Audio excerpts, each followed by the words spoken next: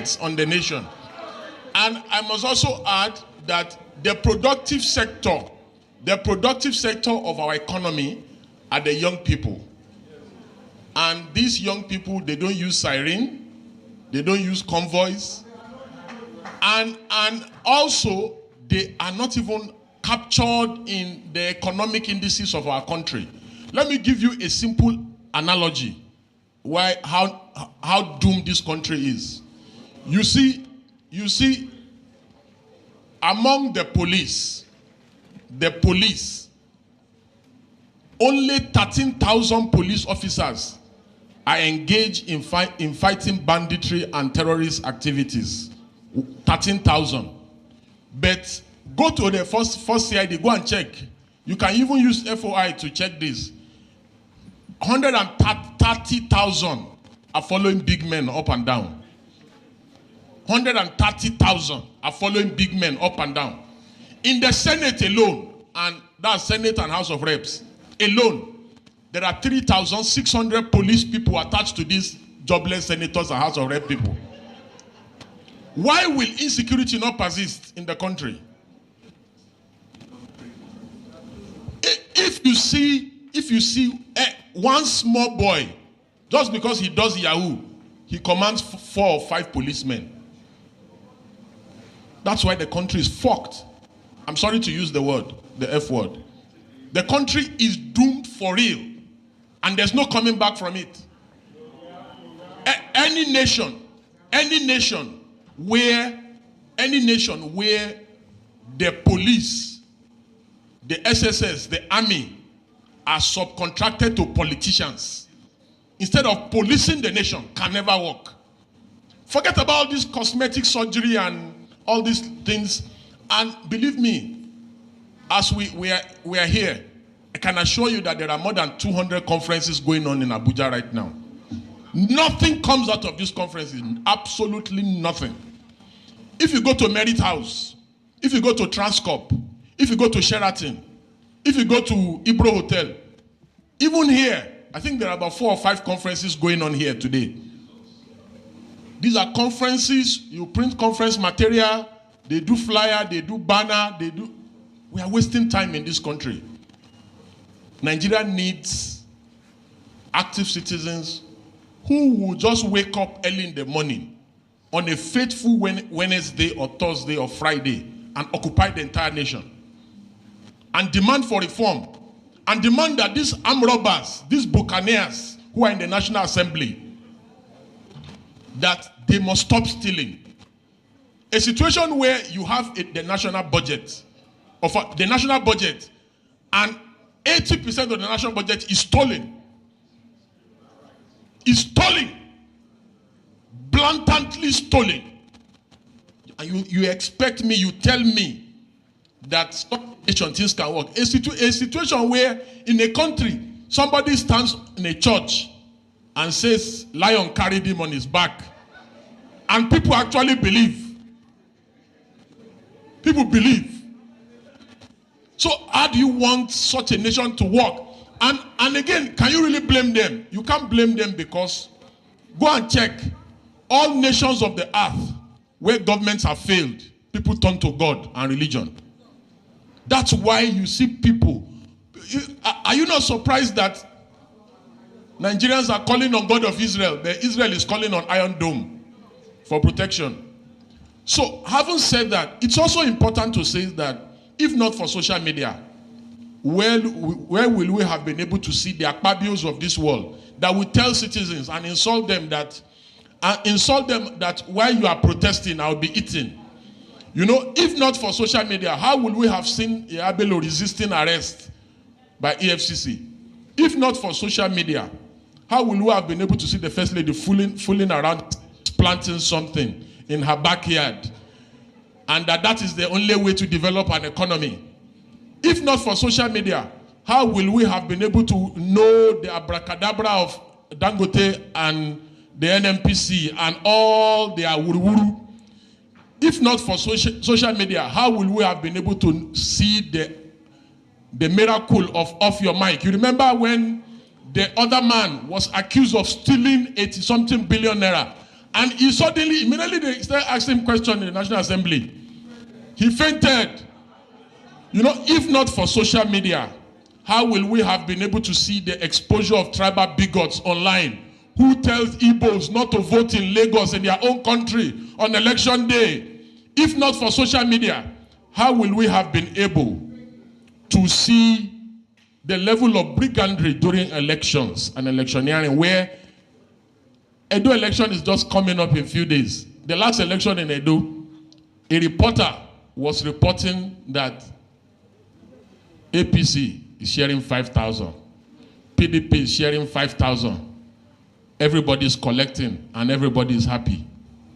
If not for social media, how will we have been able to see those unethical practices?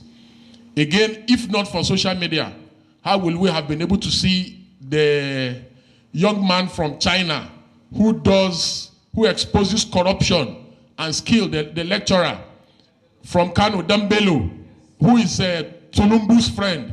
If not for social media, how will we have been able to see that? If not for social media, how will we have been able to see the APC national chairman, Gandola, stuffing his Babariga with dollars?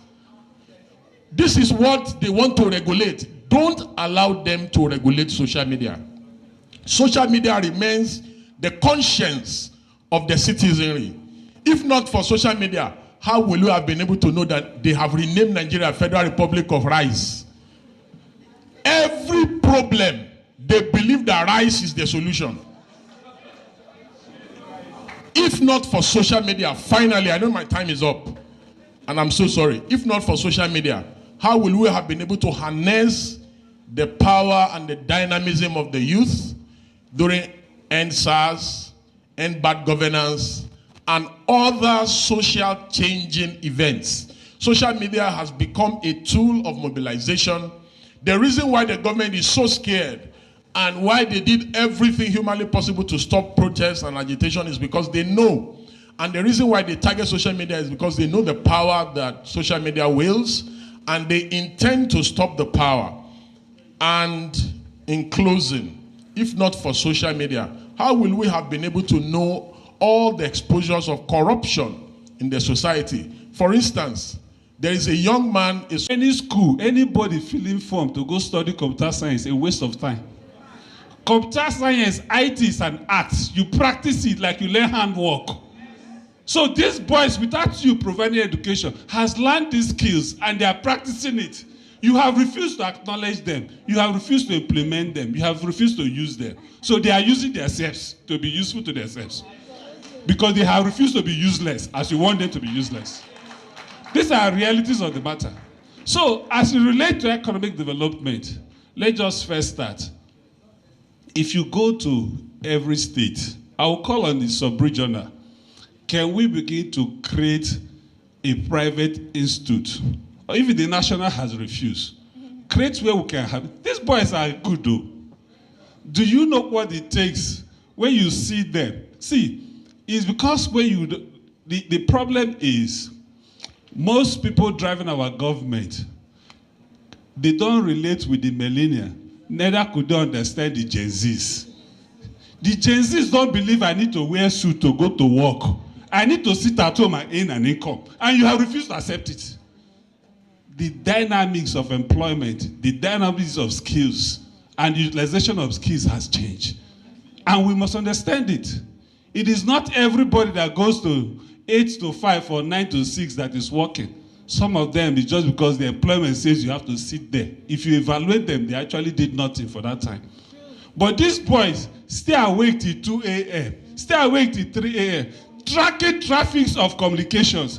Bros, it's not easy. Let's acknowledge this work. It is the stupidity of our system. It is the stupidity of our government to have harvested them and utilize it well. I have lived a life to have worked with this, and I work with the Gen Z. When I hire you, do you know what I tell you? When do you want to work? Some of them want to sleep till 10 and wake up and go and play and start working by 9 and work till 7 a.m. in the morning, and you say they are not working because they didn't bath and go to one office. Go ahead. So for the sake of economic development, we need to change the model of realities of employment. We need to change the model of reality of skills training. So my recommendation is we can comfortably create a system if the government is willing and ready, because that system will work for us. I can set up a system where we'll track them, bring them in bros. Say you know how to hack every phone. Yes, no problem. UBA, please begin to pay this guy 1 million naira every month. Let him be tracking every phone for us. And you begin to see the banks being protected. Because as you block one, they will change formats. The format is very dynamic. And once they get one format, they share it, and the boys will go on. The format will work. Once that format is expiring, another one is coming up. So it's dynamic. Bros, speak for yourself. I may be a patron. Don't bother. So, having lived this life, you know when I spoke up there, I told you, 22 years ago, I was licensed as an ethical hacker. We get paid. In Nigeria, there's no ethical hacker. So why? The system can create it. Do you know what ethical hacker do? Because you're licensed, you can't perpetrate any crime. What you do is that you begin to check for holes in a system. And there's no system that you have created that I will track in 1 minute or 60 seconds. I must detect a hole, I can enter and do damage and come out. Every system you set in cyber security network must always have a 13 seconds lap. That is how it's built. That 13 seconds lap is for maintenance. So it will take somebody to track it per second to be able to detect that 30-second lapse. Once he detects that backhoe, he can enter and come out. Once he confirms it, he begins to deal with that. So if we have people, we have over 1 million Nigerians that have trained themselves on that, bros, we can hire them. That employment will help, and there will be development. I don't want to dive deep into it, but the economic benefit is so enlarged, and we can tap into it. If we don't do it early, you will begin to see magic that will happen in our elections. It is just a case of compare vote A plus vote B, assign the highest vote to who I like, and that is how the result will come out. And we are close to it. Because it doesn't take anything. When you now say electronic transmission, my job will just be to sit one place and be tracking the packet as they're moving and reassigning it to who I want. And I'll win the election. It's very simple. Thank you. Thank you.